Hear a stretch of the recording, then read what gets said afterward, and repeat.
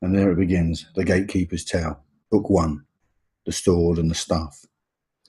This is the tale of my people, the origins of my race.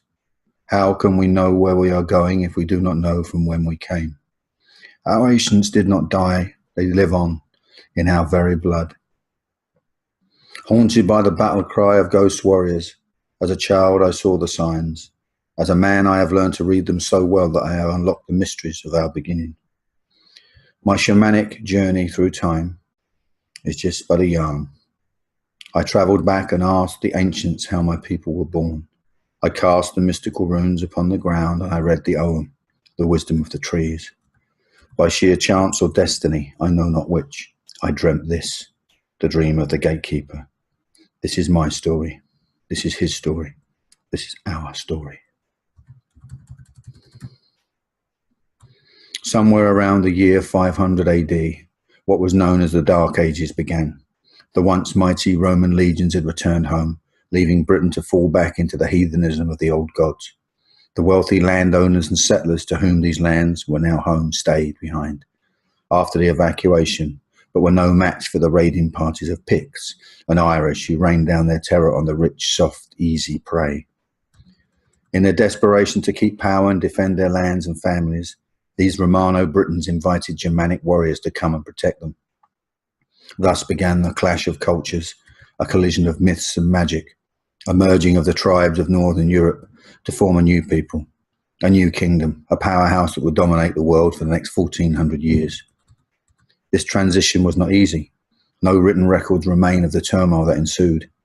Just imagine the coming together of Druid, shaman of the Celts, and the Vitki and Seed Kana, magical men and women of the northern tribes, crashing headlong into each other and being stirred up in a great cauldron of legend and myth.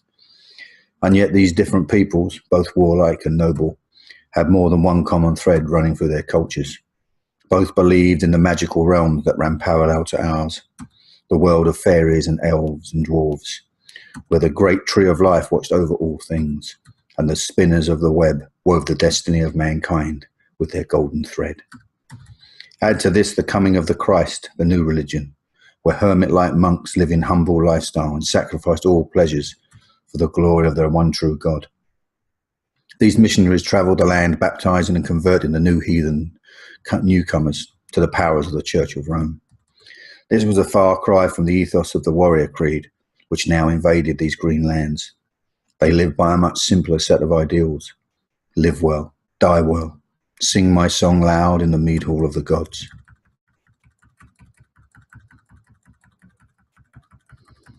Chapter 1. In the lands of the mystic isle far back in time, an old man sits down beside a great standing stone. He rests his hands in his lap and closes his eyes. At exactly the same moment, the Raven King gazes out across the mighty channel. With his crow-black hair and cloak flapping wildly in the spring gale, he whispers under his breath an ancient prophecy. No tribe, no kin, not boy, not man. Two strangers come forever to change these lands. Ulrich, get your ass up now. We need your help immediately, boy. The booming voice of his father shook the lad from his heavy slumber. He jumped up, staggered outside, hopping along, and tried to get his other foot into his crumpled breeches. Look lively, boy. We have to make order from this chaos, and my own son still sleeps like a newborn without a care in the world. Sorry, father, sorry. How can I help? He answered as he rubbed the last of the sleep from his eyes and focused on the panic that ensued all around him. Help your mother ready the wagon and pack up the hut. We leave for the Mystic Isle as soon as possible. There has been another raid while you slept. Men have been killed. Jump to it, boy, and keep your eye on your sister. I don't want to get lost in this turmoil. His father spurred his huge chestnut stallion and galloped off to another part of the encampment. This village was an Angevin settlement somewhere between Saxony and the Daneland. Ulrich was a 15-year-old boy, taller than the average youth and for his age, gangly, spotty, with dusty blonde hair. Not much remarkable about him at all, except he was a son of a warlord, and this seemed to him more of a hindrance than a help, as he was always expected to do the right thing. Pretty much just like any teenager from any age, but Ulrich of Angevin was born in the time of magic. The boy took a brief moment to digest all his father had said. He had never been an early riser, and his brain was still not functioning properly yet. He just stood frozen to the ground as all around him there were children crying, dogs barking, people scurrying here and there, dragging possessions behind them. He turned to face his right and saw something that brought instant clarity to his morning haze. There in the middle of all this hive of activity stood a lone mount with a body slung over its saddle, 3 arrows sticking out of his back. He recognized the young warrior who still had blood dripping from his index finger into the wet, dewy grass of the morning. It was Cedric, his friend, his best friend. He was 2 seasons older than himself, and memories of summers, fishing and climbing came flooding back to him. Climbing trees, training with wooden weapons, as he gazed upon his lifeless body. He had not been dead long, as the life in his eyes had not yet faded. Ulrich had loved this boy like an older brother he never had. The last time they had met, Cedric had pinned him to the ground, put his knees on his arms and stuffed grass up his nose, and let a long dribble of spit dangle in his face, and he had then run off, laughing and shouting, "When you're big enough, arsewipe." Now his companion in crime was a lifeless corpse, slung over the back of a horse. Ulrich took hold of the reins and led the mount down to the river.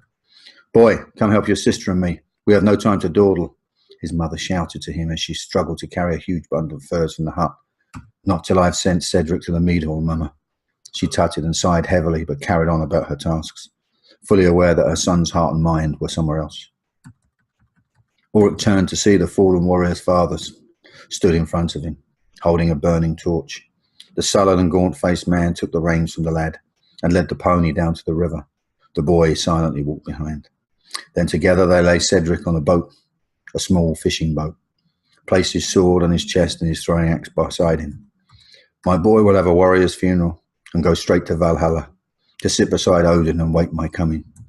Cedric's father took off his arm ring, a token of he too once was a brave man, and squeezed it onto his son's right arm. "Do you have an offering, lad? A gift for the journey?" the grieving man asked Ulrich. "Only this knife I made myself," he says as he pulls the blade from his belt. "That's more than good enough, boy. It is part of you, and it will be with him in the other world." The teenager leant over and slid his most prized possession into the top of the deceased boot. "Swift journey to the Great Hall. Our ancestors await you there. Farewell, my beloved son. Soon you will feast with your mother and your brothers by your side. Tell them I am coming. I am coming soon." The trembling man tossed the flaming torch on board the scruffy vessel and pushed the craft out into the slow flow of the river.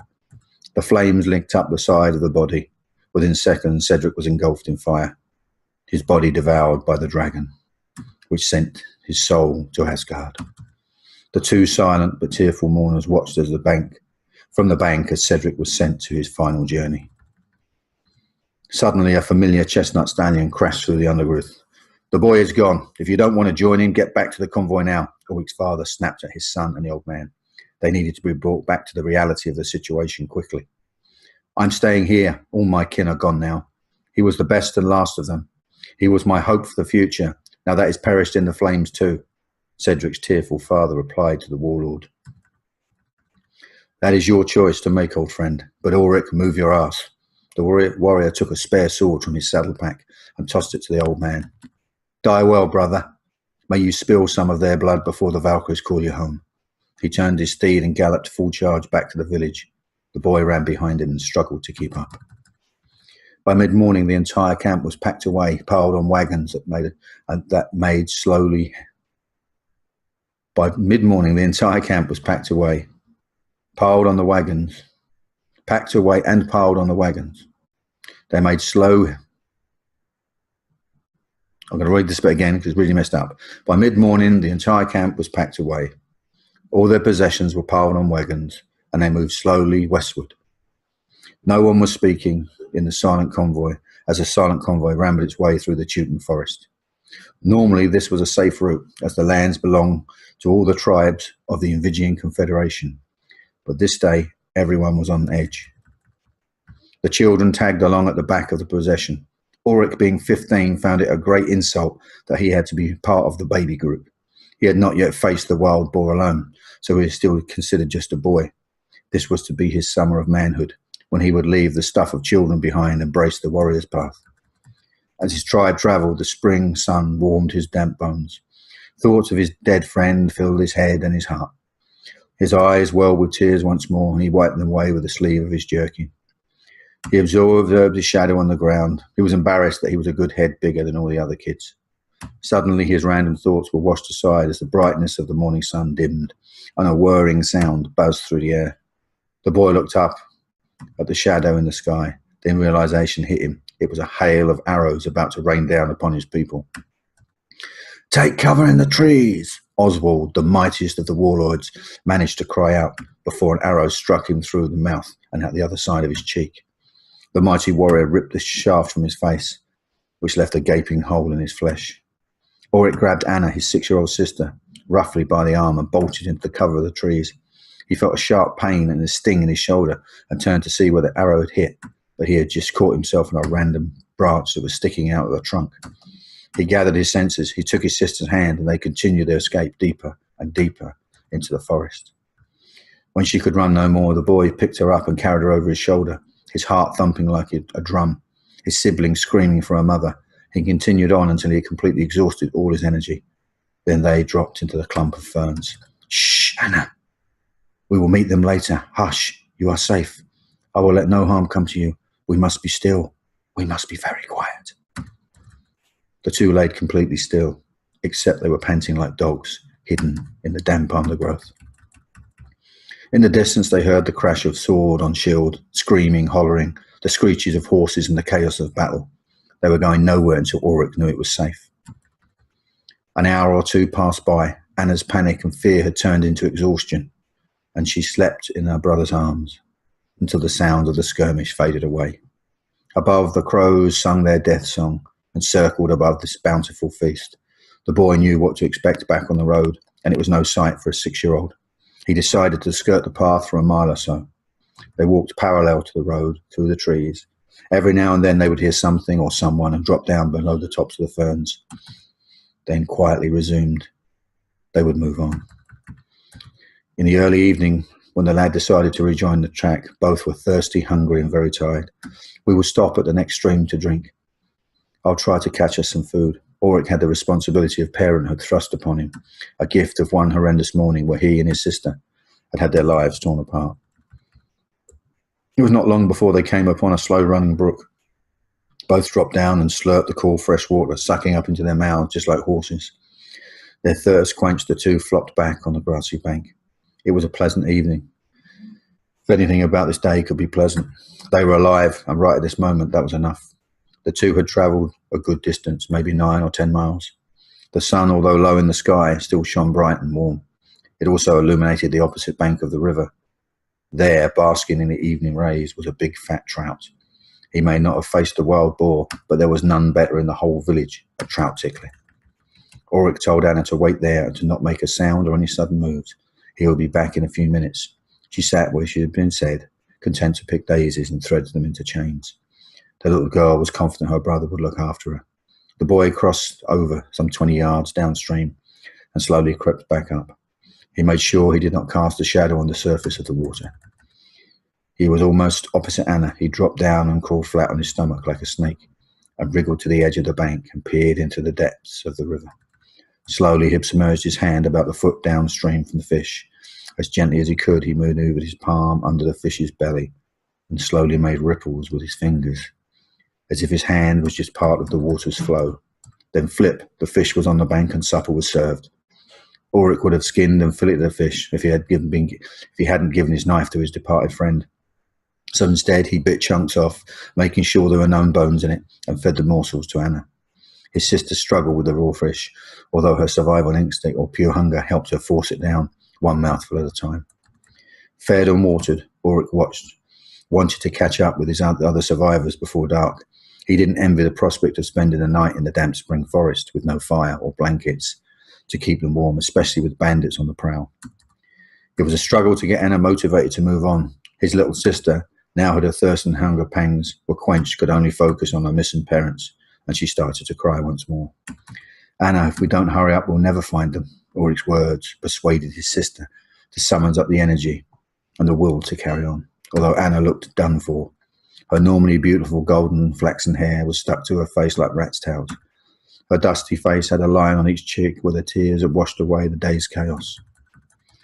They're dead, they're dead, I know they're dead, she mumbled to herself. Ulrich heard her, but tried to ignore it, as she knew the prospects were not good, and her sister was probably right. As the dusk came upon them, he noticed the flicker of a campfire some 50 paces ahead.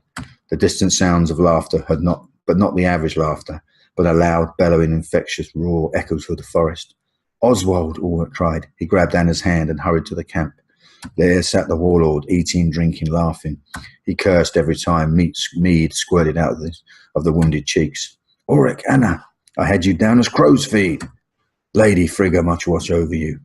Come, warm by our fire, Oswald boomed, with his rather bloody but infectious smile. Anna ran to him, and she hugged him like the big bear he was. Where are my mum and dad? She said, as she buried her head into his beard. Never mind that now. Let us get some hot food and warm place to sleep. He squeezed her tight, and she felt safe once more. The youngsters of the tribe loved Oswald. He may have been the greatest warrior, but to the kids of our tribe, he was a warm and playful man. His wife and daughters were killed in an attack many years ago. He had no heirs of his own, so regarded every offspring of our clan as his. My sister was his favourite, and had now found sanctuary in his huge arms. Rowena, Rowena, where is that bloody woman? Rowena, it's about time. Oswald winked at Anna. Take sweet Anna and settle her down with the others. I need to speak with her brother. Yes, my lord high and mighty, the red-haired serving girl sarcastically replied. By the gods, you're a cheeky wench. Would you like a fat lip to go with your fat ass? Then do as I bloody well tell you, girl. Rowena hurried away with the other children.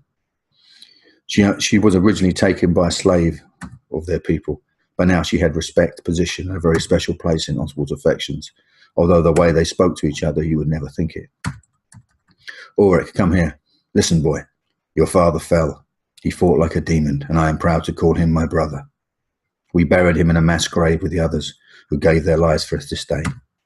The grave is near the site of the battle. We could not haul them with us, boy. It was a good day to die. Oh, and your mother was taken. It was early on in the fight before we had started to rally our forces. By the time we had control of the situation, they were long gone, taking their bounty of captives with them. Ulrich felt sick to the stomach and turned pale. Cheer up, boy. Your father had a great warrior's death and took many of them with him. He will feast in the great halls tonight, and his death song will be sung loud and clear. By the gods, I was wishing there with him. What a feast that would be. Hail Woden. Oswald raised his mead horn to the night sky, and a tear rolled down his cheek, which he instantly wiped away. Oh, your mother was taken. That is true. But she is still a beauty, and as cunning as a fox. See how Rowena has wheedled her way into our affections. I bet she'll be queen of their tribe in no time. Hail Freya, and all her magic. Oswald saluted the sky once more. Oh, I nearly forgot. We caught one of the cowardly dogs. Wilfred, Egbert, where are those two slackers? Two young warriors approached, flustered, chewing food, and still covered in blood like nursing minor wounds. They looked like this was the first time they got to rest all day. Go get the horse spawn of that assassin and bring him here. Oswald snapped at them. The two lads dropped their food and drink immediately and departed, only to return moments later with a prisoner they dragged by his feet.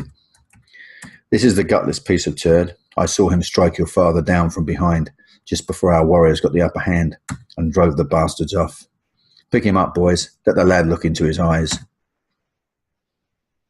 Look into the eyes of his father's killer before he sends him to hell. Ulrich took in every detail of the Vandal's bruised and bloodied face. The boy stared deep into his eyes, trying to find a reason for the slaughter, to understand the hatred his people had for theirs. Oswald passed the lad his boot knife. Avenge your kin, boy. Stick it deep in his neck and start slicing, and don't stop until you get to the other side. Ulrich's hand shook as he looked once again into the prisoner's eyes. The captive spat at the boy and screamed. Your father squealed like a stuck pig as I twisted my blade in his back and I ripped his liver from his body. Your mother will serve as our warriors until she dies of the weeping pox. The blood boiled in the young Engel. A fire rose from deep within him. He roughly grabbed the Vandal's beard and slit his throat from ear to ear. He had taken life. The two warriors let the limp carcass drop to the floor. It jerked and twisted as the lifeblood flowed away. Well done, boy. Your father will be proud of you. You take this sack of scum and drop him into the bog as an offering to the gods. Oh, and ask Lord Ingifrey for a safe passage to the Mystic Isle. Be quick about it. I don't want this vandal's stinking blood messing up my campsite. There's good drinking to be done. Ulrich, still slightly in shock, spoke. Lord Oswald, why did he make it easy for me to kill him? I mean, making me angry like that. He wasn't making it easy for you, boy. He was making it easy for himself. I would much rather have a demon in rage cut my throat than a scared, timid boy. By the gods, it could take weeks to die. Now, the good news, there's no need for you to hunt the wild boar. You just took a man's life and became a man yourself. So stop shaking and let us drink to your father. But Ulrich wasn't shaking. He was calmer than he had been all day. The boy had drunk mead before, but never out of the war horn in the presence of the other warriors, who slapped him on the back and cheered every time he took another mouthful. The night became fuzzy, as the day had been, like a dream, like a nightmare. He drank more and more to numb his pain, to kill the boy inside, to forget.